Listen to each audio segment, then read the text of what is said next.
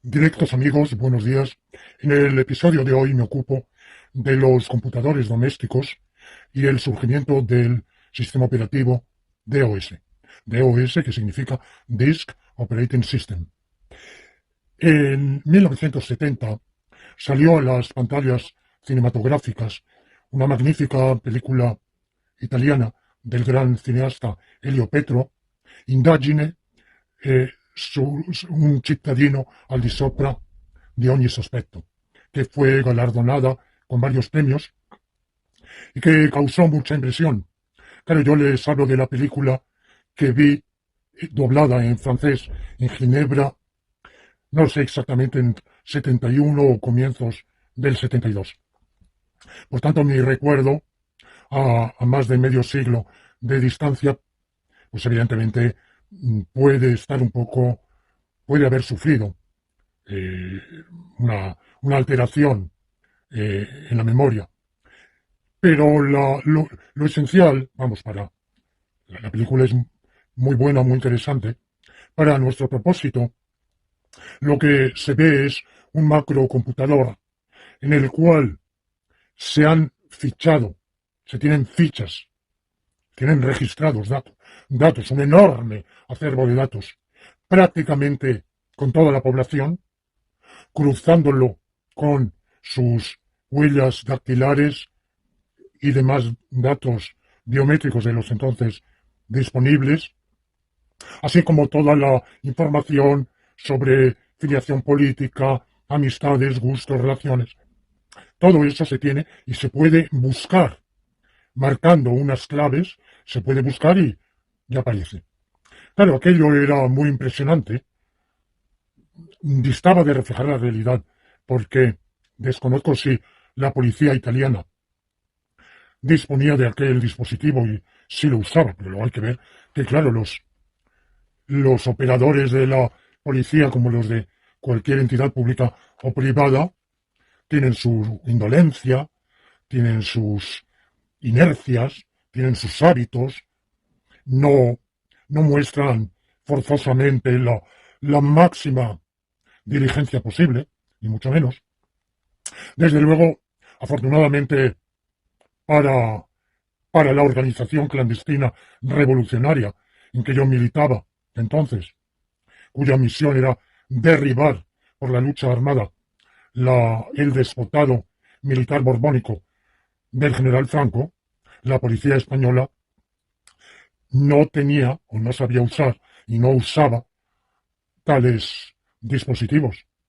Entre otras cosas, con beneficio personal para mí, porque me anduvieron buscando como Lorenzo Peña Gomalo. Al escribir, había habido un error. Algún empleado de la policía había cometido un error y en vez de Gonzalo había escrito Gomalo. Entonces luego no aparecía por ningún lado y eso los tuvo despistados. Esto hoy parece de chiste, parece ridículo, es decir, eran tontos. Bueno, yo de esto tengo una prueba documental reconocida en un documento de archivo que con muchísimo esfuerzo he podido obtener muchos años después. Bueno, yo pienso que con nuestros malísimos, pésimos métodos de trabajo, nuestra inexperiencia, nuestro diletantismo, habríamos caído como moscas a la primera, todos, si la policía española hubiera tenido y utilizado un instrumento así. Ahora, lo que quiero señalar es que el aparato que ahí se utilizaba en esa película era un macrocomputador. Y la película era del año 70, pero en el año 70 ya existían los minicomputadores.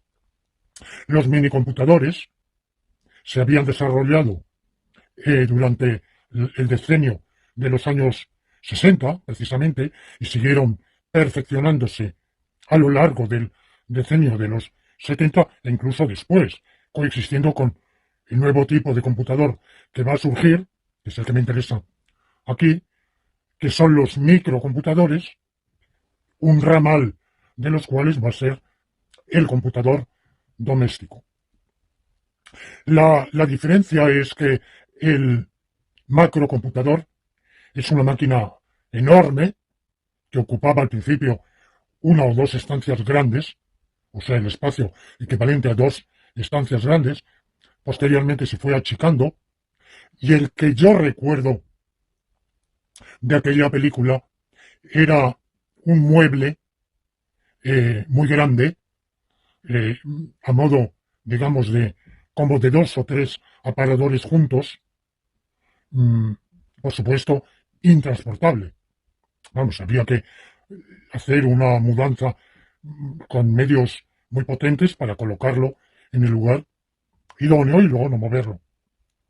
El mini computador va a ser, digamos, un armario, una estantería más fácilmente transportable, con, con los brazos de varios obreros fornidos, desde luego, pero unos cuantos, pero ya era un poco más ligero, un poco menos voluminoso, había logrado una mayor eficiencia y estaba conectado con los terminales, bueno, ya los macrocomputadores, como señalé en el episodio precedente, habían desarrollado ese procedimiento de conectarse con terminales, estaciones de trabajo, en las cuales los operadores iban introduciendo sus inductos y obteniendo los eductos.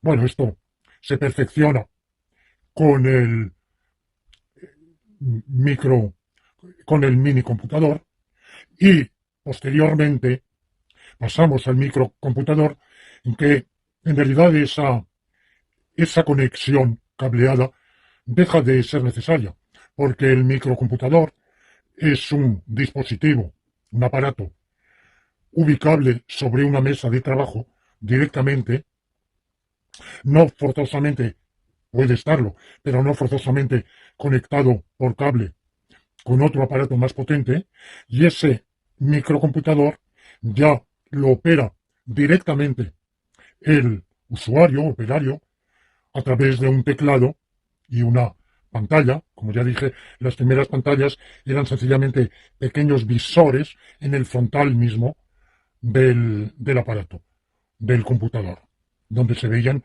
unas pocas líneas con una visibilidad pequeña. Bueno, pues eh, por eso digo, la película no reflejaba forzosamente todo el avance de la electrónica que existía ya en su momento.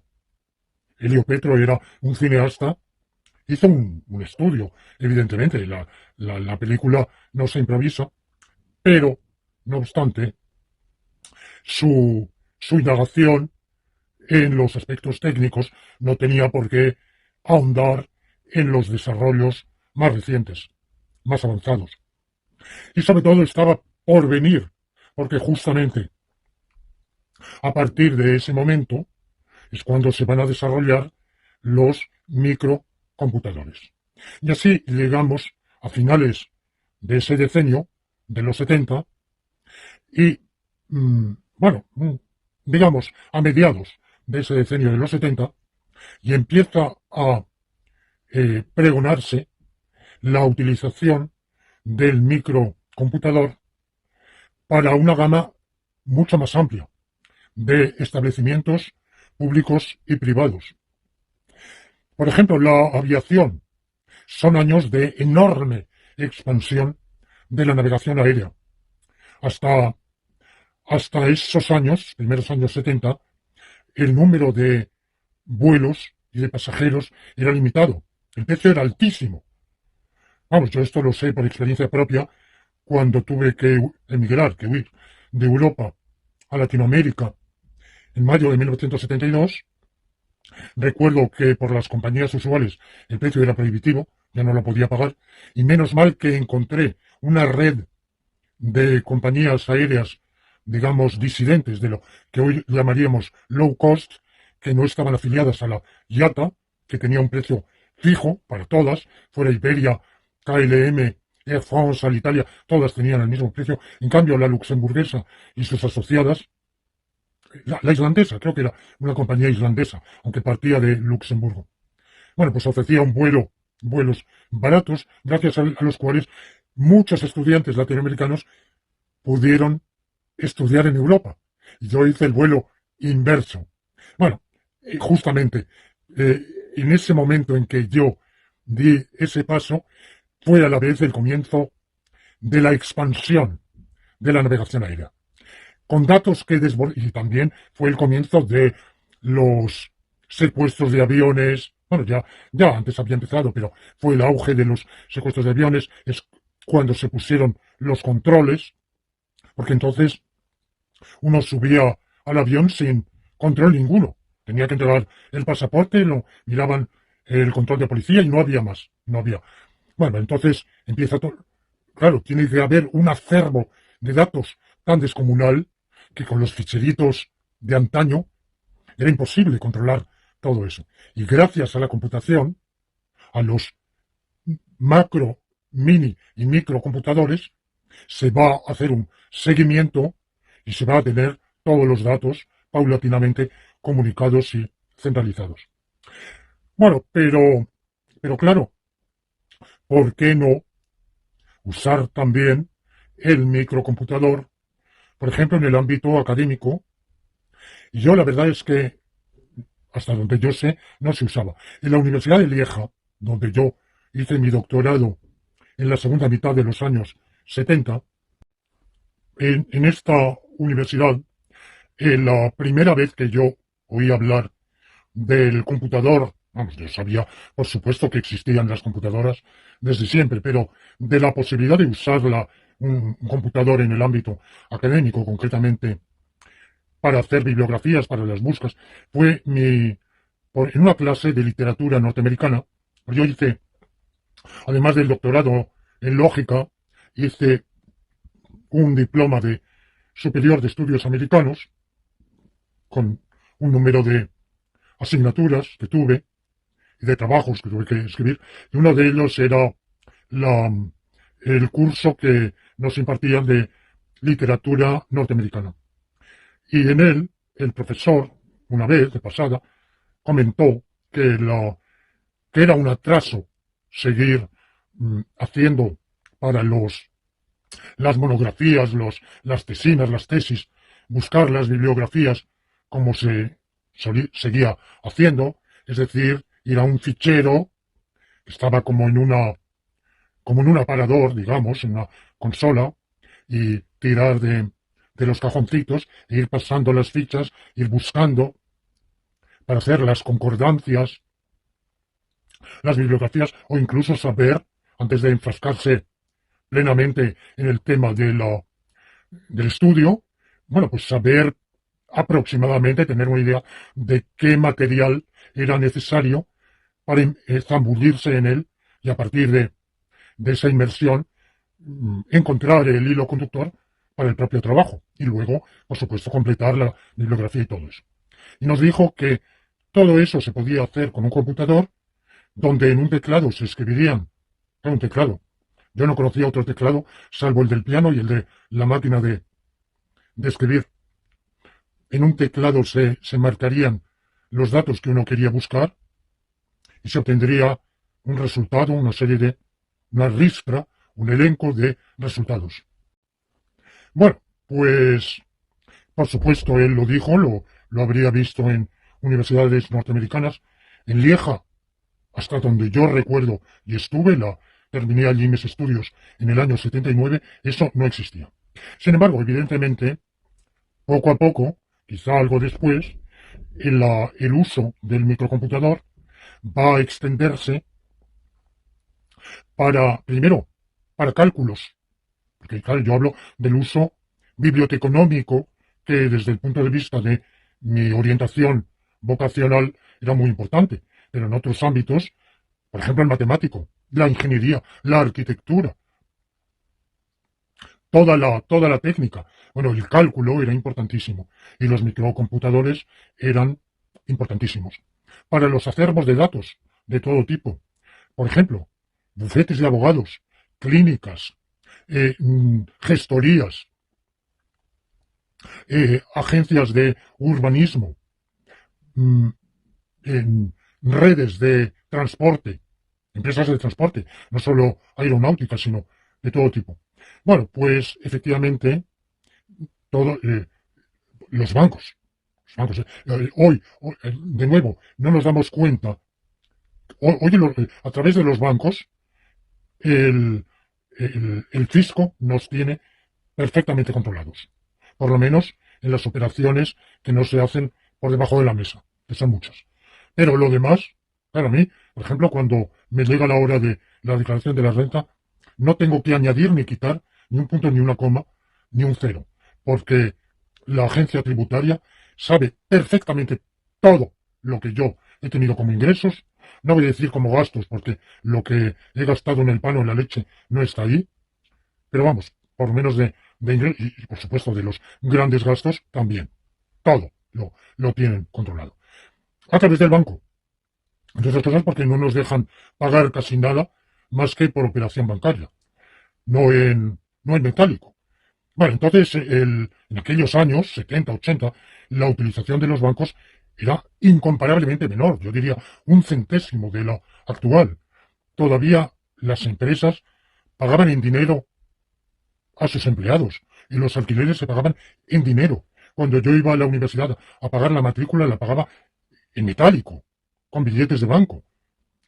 Bueno, de manera que el banco se usaba más. Pero también en ese momento hubo una evolución y empezó a acudirse al banco muchísimo más y muchas más operaciones pasaron por banco.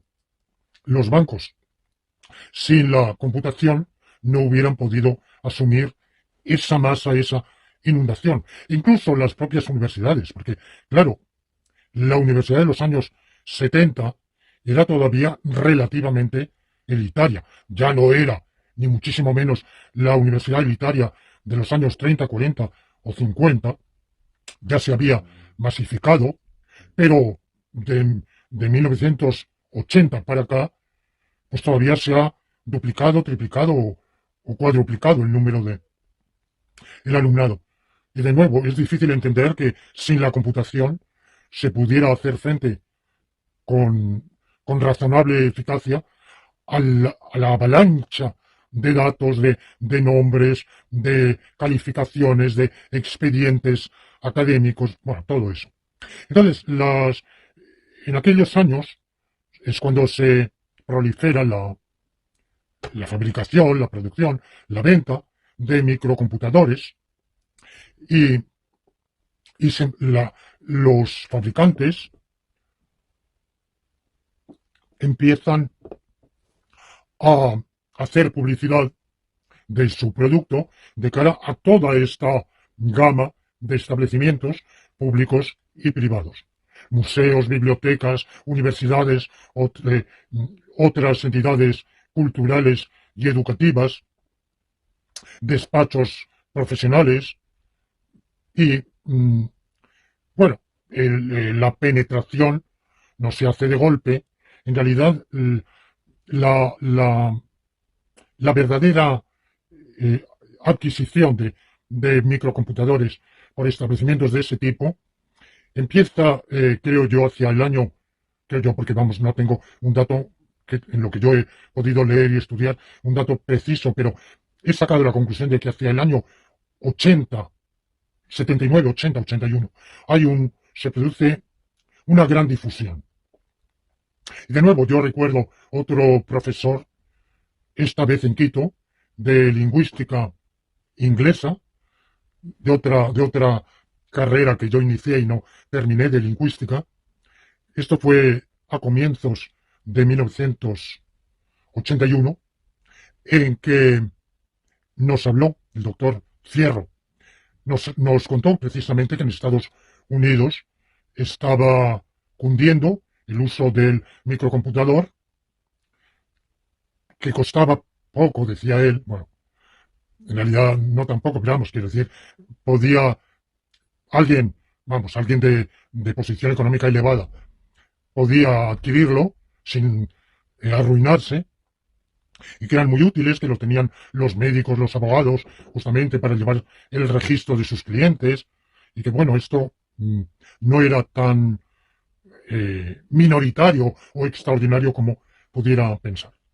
Bueno, pues naturalmente las grandes empresas de la electrónica se lo plantearon y mm, de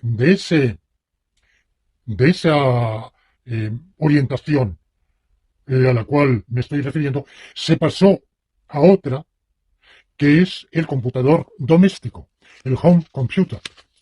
¿Qué quiere decir esto? Quiere decir que una serie de fabricantes, mm, ya en los años 70, eh, mm, habían pensado que si el microcomputador era utilizable, válido para lo que he dicho, pequeños y medios negocios, despachos de abogados, bufetes profesionales, clínicas, incluso médicos, despachos de médicos para sus consultas y otra, etcétera, una amplia gama de entidades. ¿Por qué no iba a ser utilizable, proyectable a los hogares?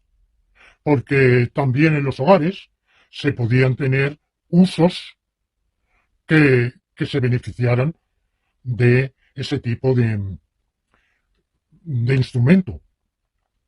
Al principio tenía uno que echarle imaginación, porque no se sabía muy bien en un hogar qué se iba a hacer con un computador.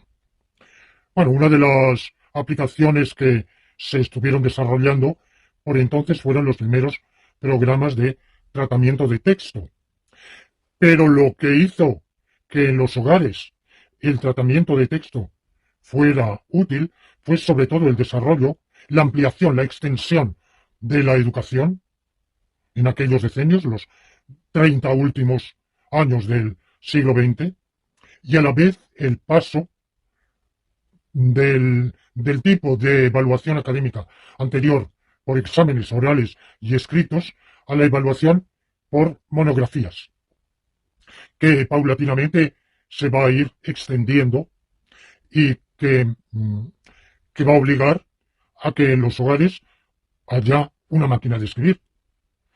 Y claro, como muchos, la mayoría de los hogares no tenían máquina de escribir, porque la mayoría de la gente no necesita máquina de escribir para su trabajo ni para escribir cartas, escribían a mano manuscritas en su mayor parte. Y claro, había gente que sí, por el tipo de trabajo, de oficina, que se llevaban trabajo a casa y entonces ya era, era necesario para los académicos que tenían que escribir determinados trabajos.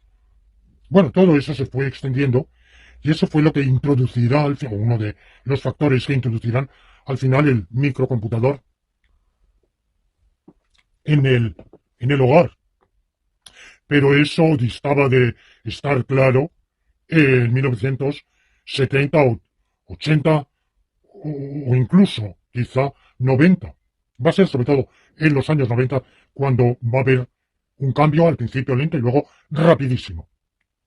Pero en 1973 ya un joven informático, Gary Kildall, con su esposa, había creado un sistema operativo, CP/M, que no lo había sacado de la nada, simplemente por un cerebro privilegiado. Él había estudiado y se había graduado en informática, era docente también en una escuela de la Armada estadounidense, justamente de informática, había trabajado con contratos para Intel, para la IBM, y se había basado, vamos, había tenido, no había plagiado nada, pero se había inspirado en varios precedentes, por ejemplo, el sistema CP-CMS de la propia IBM. Elabora Kildall su propio sistema, CP/M, funda su propia compañía eh, de, de, para producir no solo el sistema operativo, sino microcomputadores con ese sistema operativo, licencia además su sistema operativo a otros fabricantes como la propia Xerox, aunque Xerox lo va a usar muy poco, Osborne, que se difundió muchísimo, no nos damos hoy, no tenemos idea de lo que se extendió. Altair fue otro de las firmas que entonces produjeron muchísimos miles de aparatos, todos ellos vendidos con este sistema operativo de Kildall, y a la vez hubo eh, otros fabricantes de microcomputadores que rehusaron adquirir el sistema de Kildall, que fueron, por ejemplo, Tandy, una empresa de Texas que había adquirido previamente la cadena comercial de supermercados, de pequeños supermercados, Radio Shack, con lo cual tenía asegurada la venta por una red de difusión, y que en 1977 va a producir el TRS-80.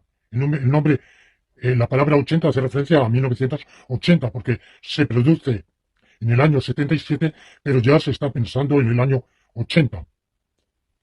Otro de los reacios, reluctantes a adquirir el sistema de Kildall, fue Apple, y otro fue Commodore. Y yo desconozco por qué Arcano, las publicaciones especializadas, publicitaron. Claro, uno puede decir, hay publicidad pagada, pero también hay publicidad gratuita. ¿Por qué?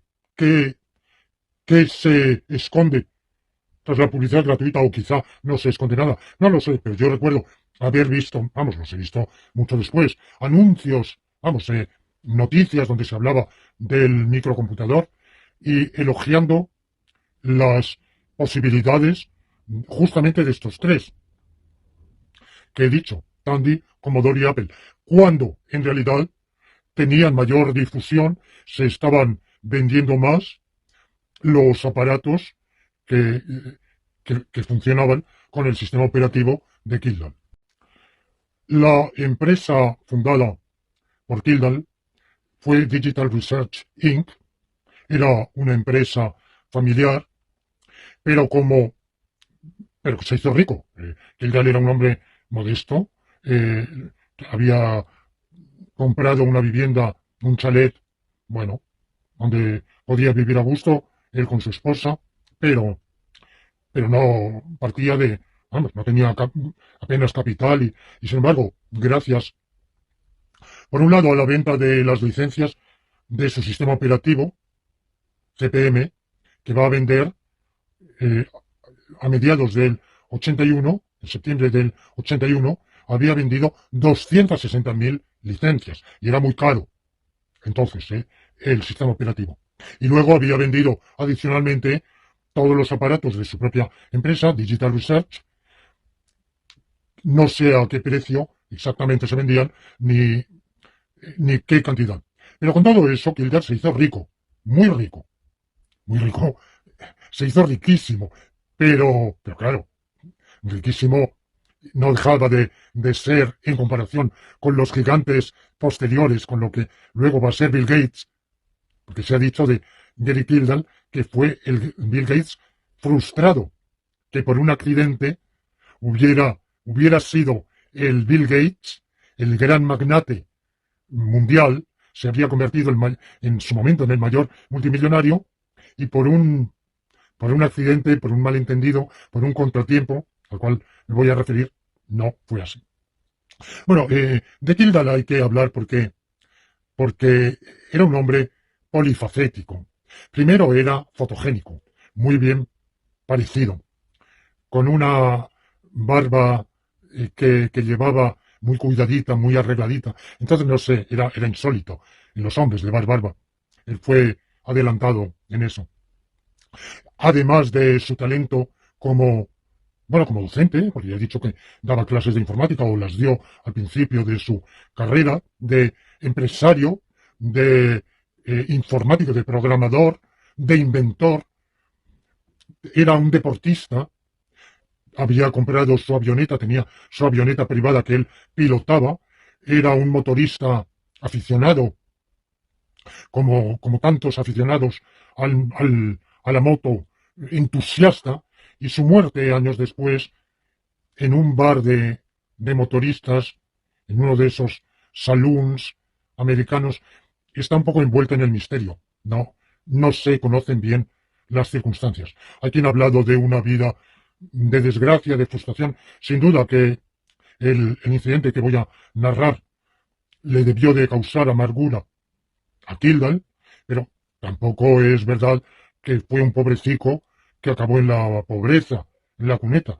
No, tuvo una oportunidad que una vicisitud, un azar, una contingencia impidió aprovecharlo para convertirse en un magnate, pero vamos, murió evidentemente con un hombre de una vida intensísima, polifacética y con, desde luego, con una fortuna nada desdeñable.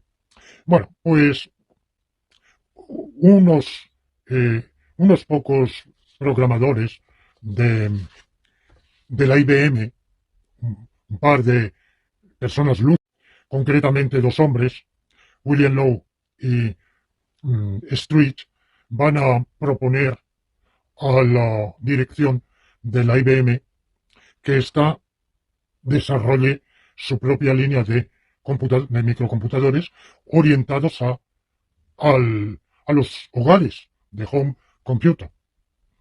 Y la dirección de la IBM, bueno, la IBM era una empresa en la cual para hablar con la dirección había que hacer una instancia que pasara por un escalón que lo comunicaría al escalón superior, hasta un tercero, hasta llegar y obtener audiencia al cabo de un tiempo de la dirección que tendría que reunirse, ponerlo en el orden del día.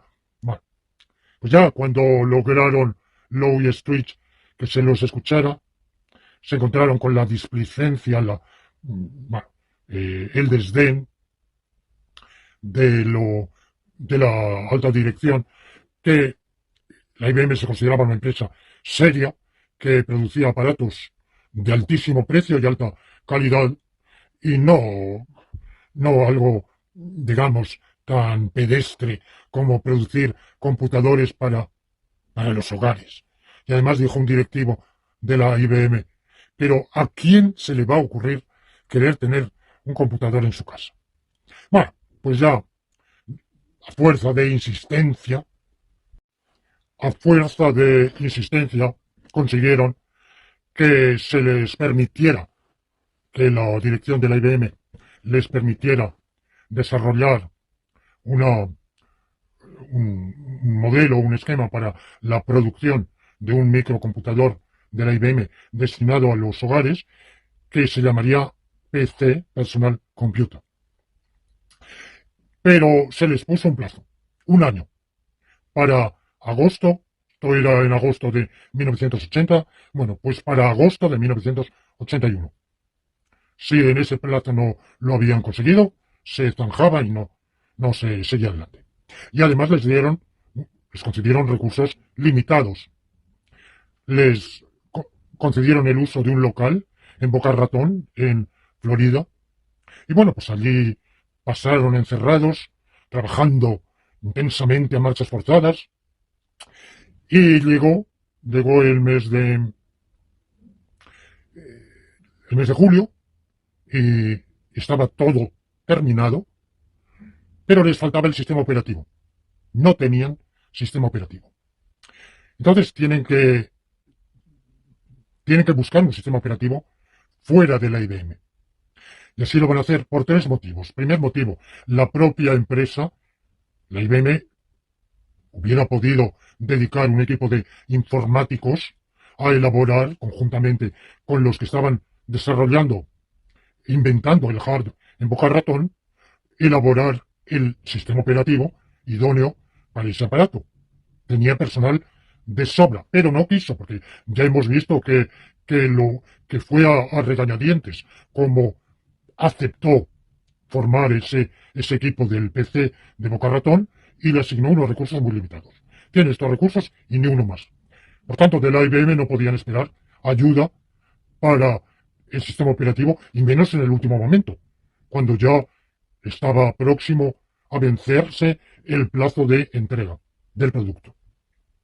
Segunda razón era que la propia empresa IBM había desarrollado diversos sistemas operativos y muchos otros programas, y estaba envuelta en litigios por plagio y por patente, enzarzada en pleitos con un montón de otras empresas. Entonces, obtener una licencia de una empresa ajena era, en ese aspecto, más beneficioso, porque si el sistema operativo fuera objeto de demanda por plagio o por violación de patente por parte de terceros, quien tendría que hacer frente a esa demanda sería la empresa que les licenciara el sistema operativo y no en la propia IBM. Y de todos modos, cualesquiera que fueran las otras circunstancias, estos dos factores ya son suficientes, pero es que se echaba el plazo encima. Entonces, acudieron a Gary Kildall, a su empresa Digital Research. Entonces, la anécdota del desencuentro se ha contado, ya hay versiones. Una de ellas es que Kildall había emprendido con su propio avión, avioncito o avioneta, había emprendido un viaje, creo que de negocios para para alguna negociación en otro lugar, y que el delegado de la IBM negoció con la esposa de Kildall. No sé si al final de la jornada llegó el propio Kildall. El hecho es que no hubo acuerdo. O quizá la IBM no estuvo de acuerdo en el precio. La verdad es que los detalles se han narrado, quizá se han novelado. El hecho es que no se concluyó ese acuerdo programado entre IBM y Digital Research. Entonces, en una fundación de la IBM estaba la mamá de Bill Gates. Por recomendación de la mamá, la IBM se dirigió a Bill Gates, que había fundado su pequeña empresita, Microsoft.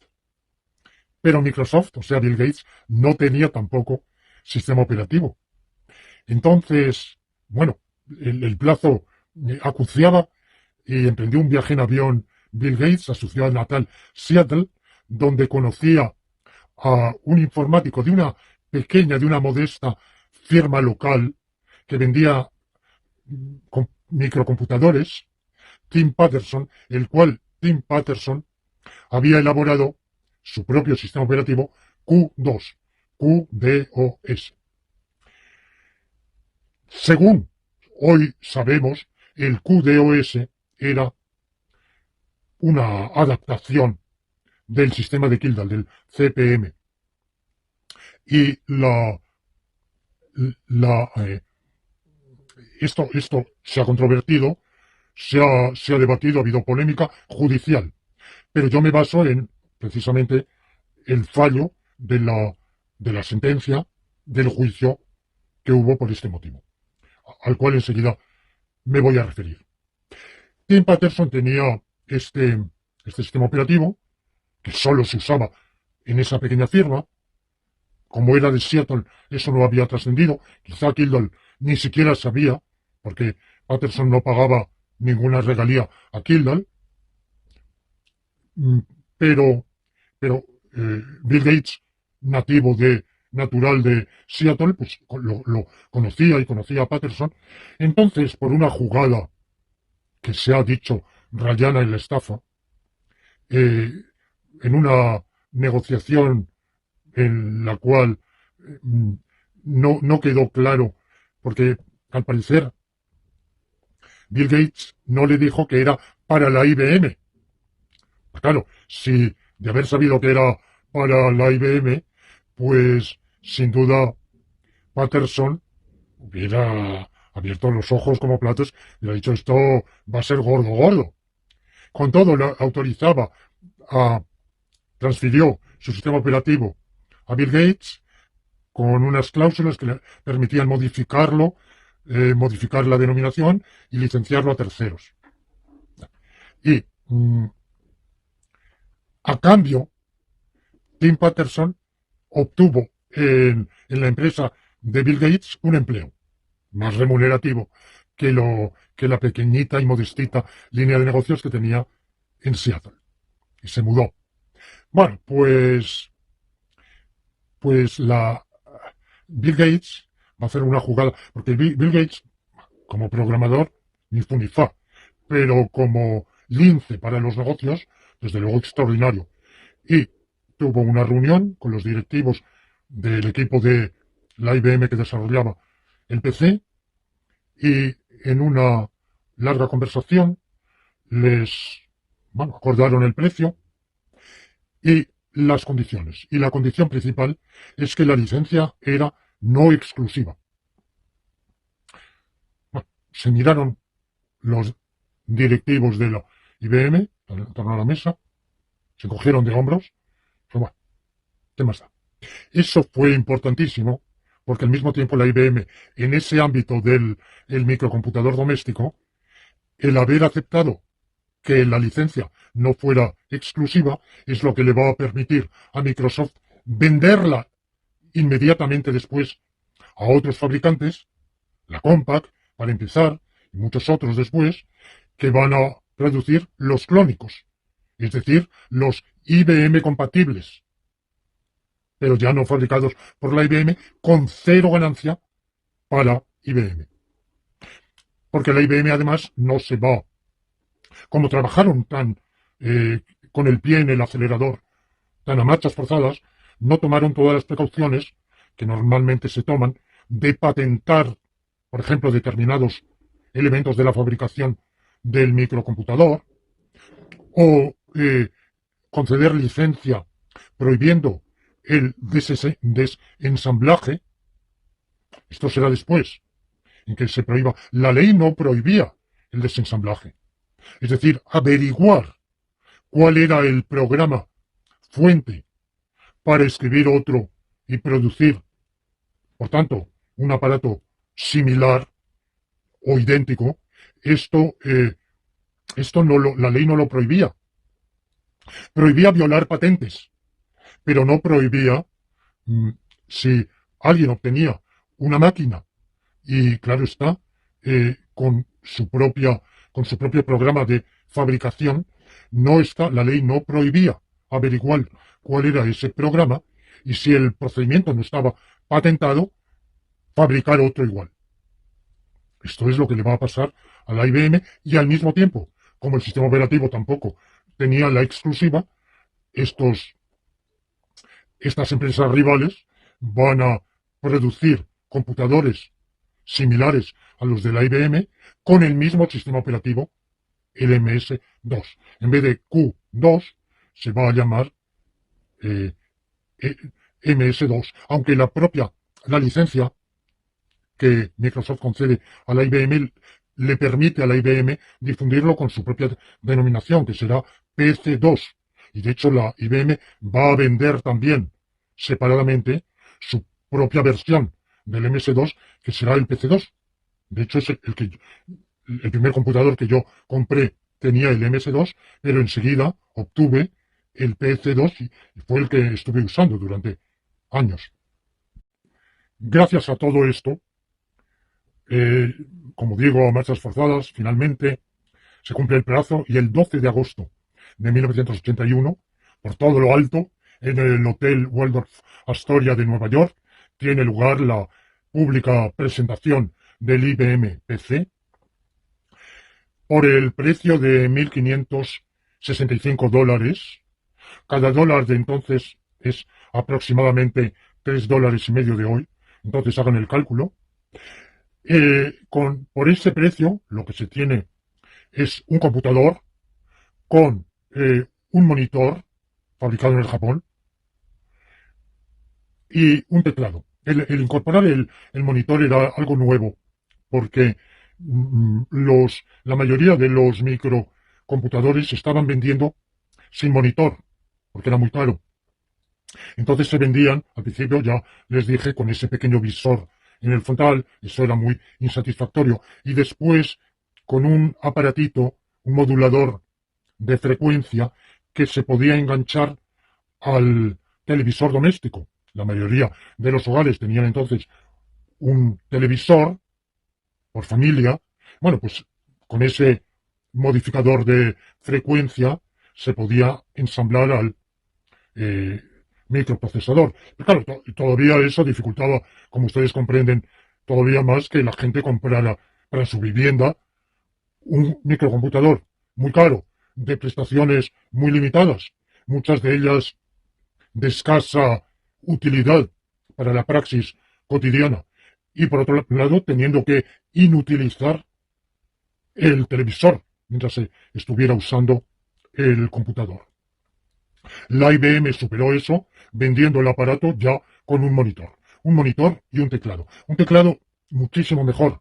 Esta fue una de las grandes innovaciones de la IBM, porque los teclados, varios de los teclados que se habían usado antes en los microcomputadores eran muy deficientes. Por ejemplo, los primeros solo escribían en mayúsculas, no tenían minúscula.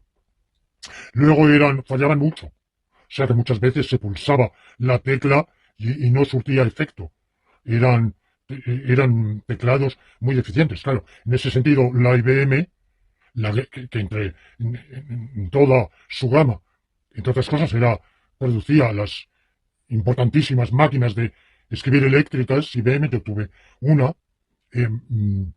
Bueno, pues era experta, aportó eso. Ahora, claro, está bien escribir, teclear y ver en la pantalla, en un monitor monocromo, evidentemente, pero ¿en qué se guarda? ¿Qué dispositivo de almacenamiento tiene el aparato? Ninguno. Se podía comprar por $3.000 adicionales un complemento que tenía 2 disqueteras para grabar en floppy. Claro, muchos de ustedes no saben qué es el floppy. Es el disco blando, el disquete. Bueno, los de la primera generación, pues estuvimos con disquete, con floppy, muchísimo tiempo. Esos floppies, además vamos, yo esos primeros no los he conocido. Tenían una capacidad de almacenamiento muy bajo. Cuando yo llegué en el año 89, ya tenían una capacidad de almacenamiento muy superior. Bueno, y una impresora de agujas. Ese complemento era una impresora de agujas Dot Matrix de la casa Epson, más las 2 disqueteras. Y también se podía separadamente comprar un dispositivo de almacenamiento en cassette. La cassette era una pequeña cinta magnética que entonces se usaba muchísimo, se había popularizado en el mundo entero para escuchar música y para grabar de la radio. Bueno, era la cinta magnetofónica anterior nunca se había popularizado, eran aparatos mucho mayores. Yo tuve también uno porque en casa de mis padres, en todas las cuestiones técnicas, se estaba muy avanzada y había tenido una en casa de mis padres que se podía grabar, pero bueno, luego la cassette fue un adelanto. Bueno, y eso es lo que se tenía. Era un aparato, la verdad, muy limitado y en realidad lo extraño es que un aparato tan limitado, tan caro, de tan escaso rendimiento, se vendiera como se vendió. Cada mes, al poco de ese momento, cada mes estaba vendiendo la IBM 1.000 centenares de aparatos. Ahora, no en los hogares. Efectivamente, los directivos de la IBM que pensaban, que decían, pero bueno, ¿qué familias lo van a comprar? No les faltaba razón, porque hubo familias, pero principalmente fueron negocios, establecimientos públicos y privados de diversos tipos. En el año 84, la IBM, hay un salto, porque la IBM ofrece una nueva versión mejoradísima, el AT, con un disco duro, por primera vez, de 20 megas. Claro, hoy hablamos por gigas, por teras. Bueno, pero entonces 20 megas ya era mucho. Tenía 256 kilobytes de memoria y 8 ranuras de expansión. Ahora, la IBM, como ya lo he dicho, muy pronto se va a enfrentar a ese problema de los clónicos, Compaq, HP, Epson, Commodore, van a ser clónicos, y luego las marcas blancas, a hacer, qué sé yo, muchísimos fabricantes van a fabricar IBM PC más barato y, mm, y de lo cual la propia IBM no va a percibir ni un euro.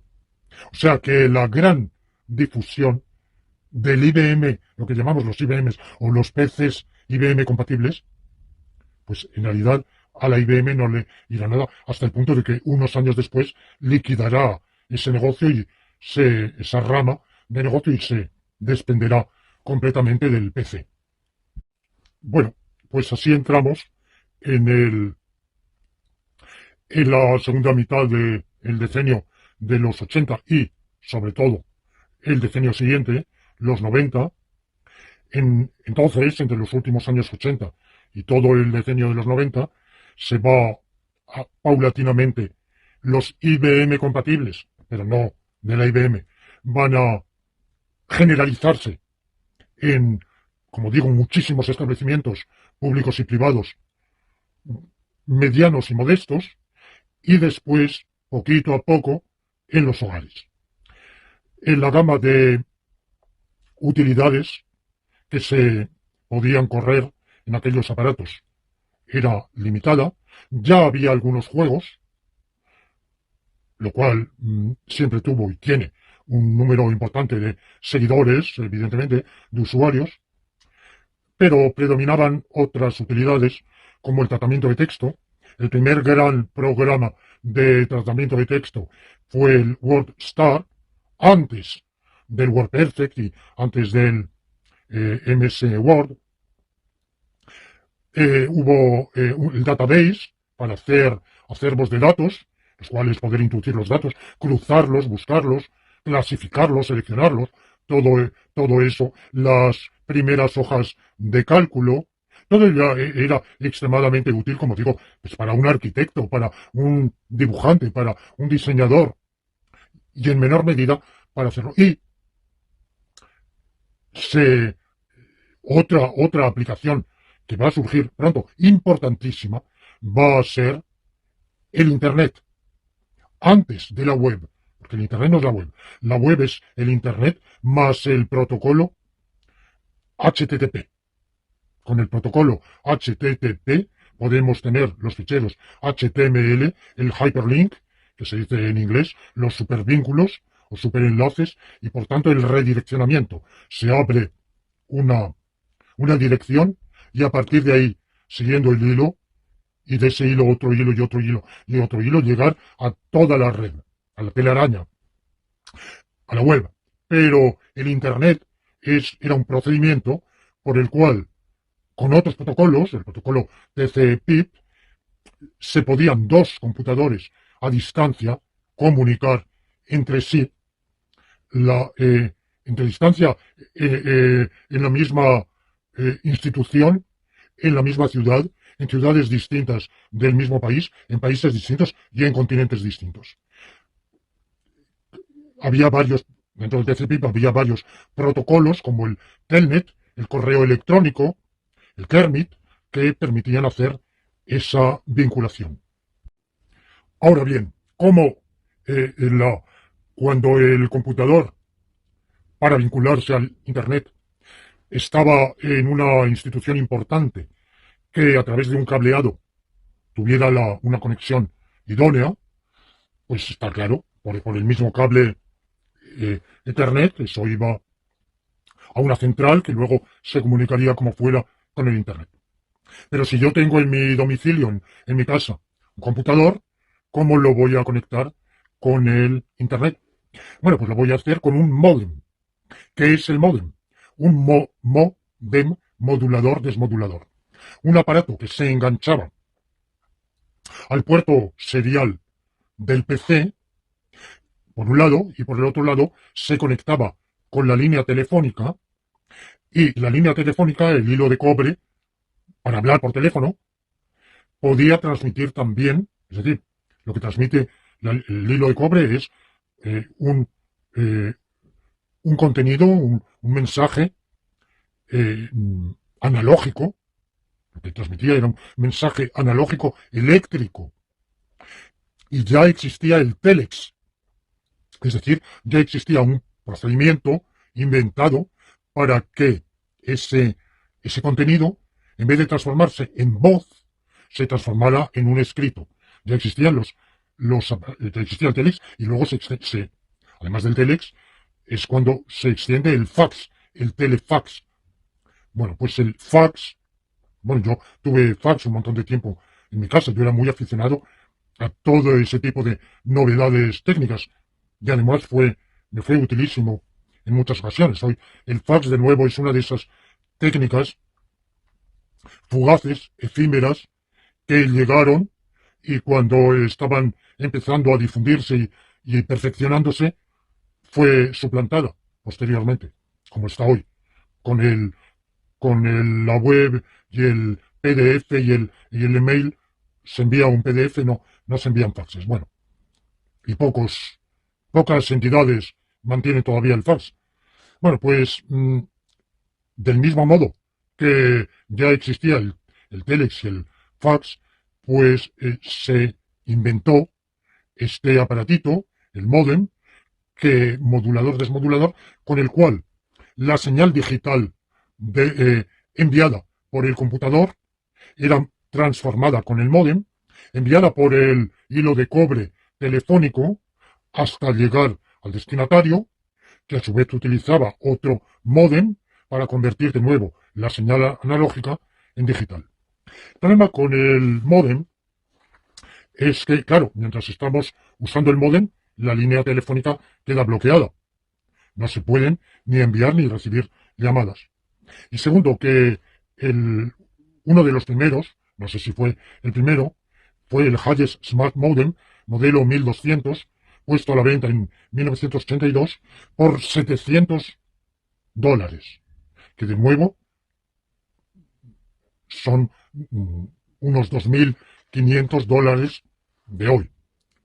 Una cifra una cifra importante para el presupuesto familiar, sobre todo cuando la utilidad es pequeña.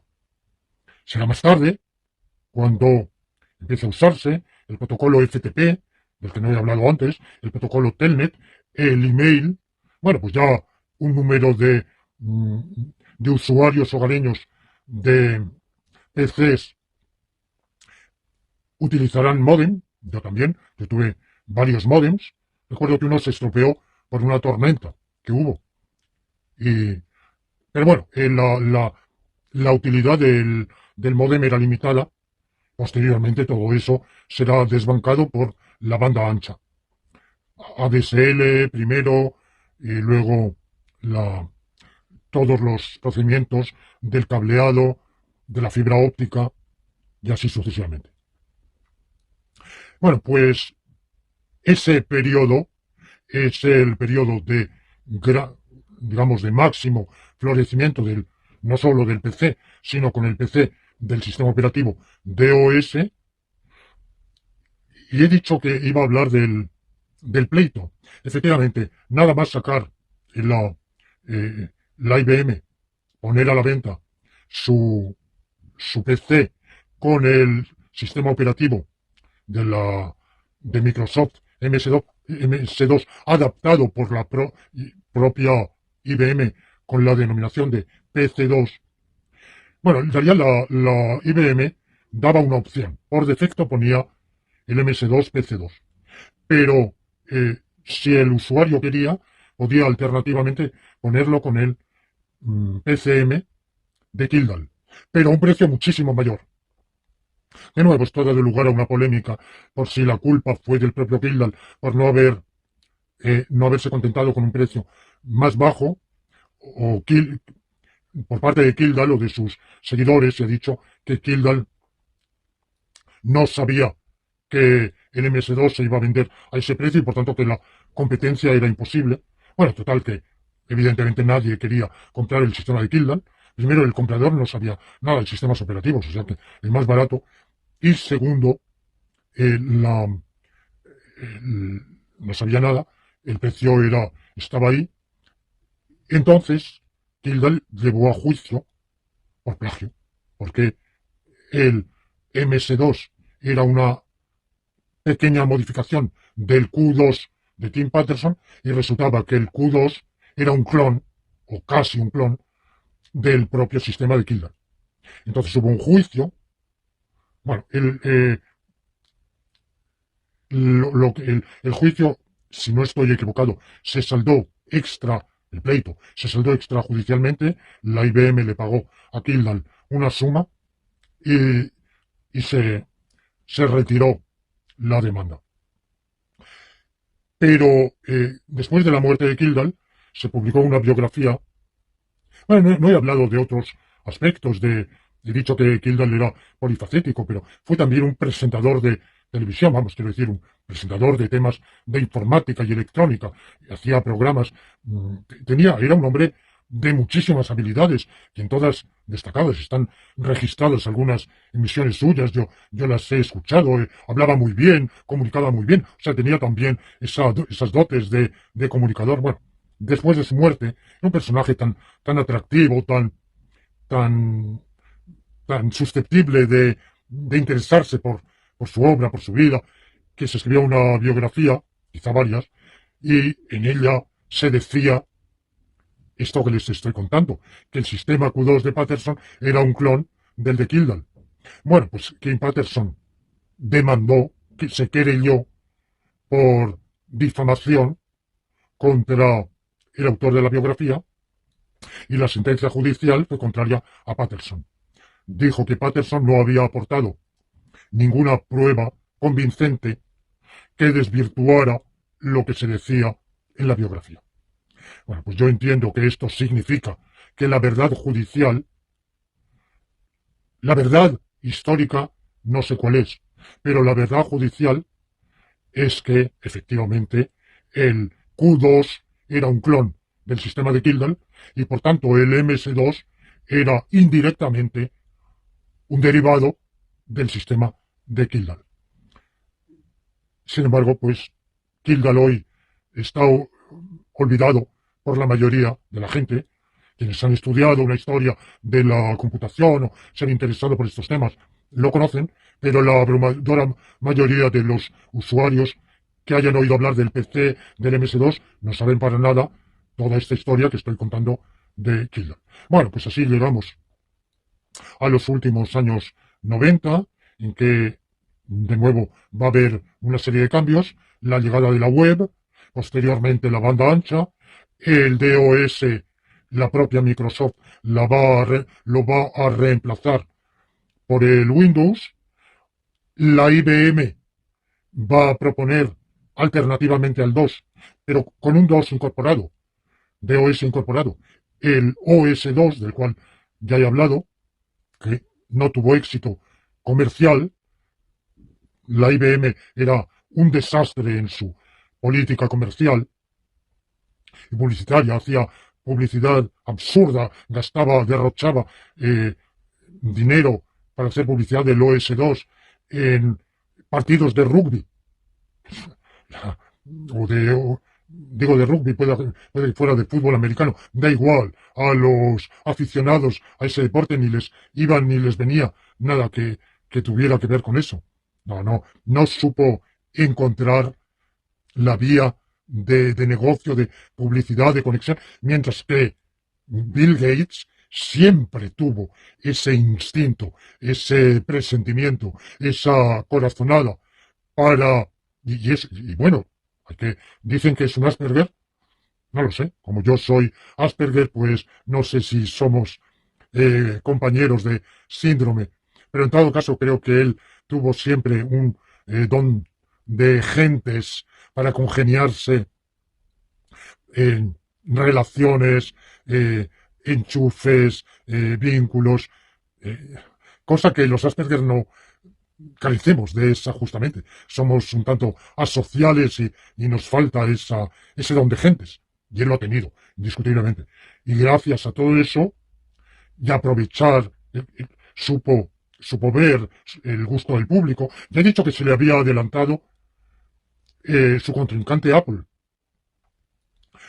Pero bueno, con retraso Bill Gates descubrió el entorno gráfico y supo popularizarlo, extenderlo, y vio que efectivamente eso tenía un gran atractivo para un público que en el entorno gráfico parecía que se sentía más en su casa. Bueno, pues con esto termino y ya posteriormente entramos en un capítulo nuevo de la historia del computador que abordaremos en los siguientes episodios.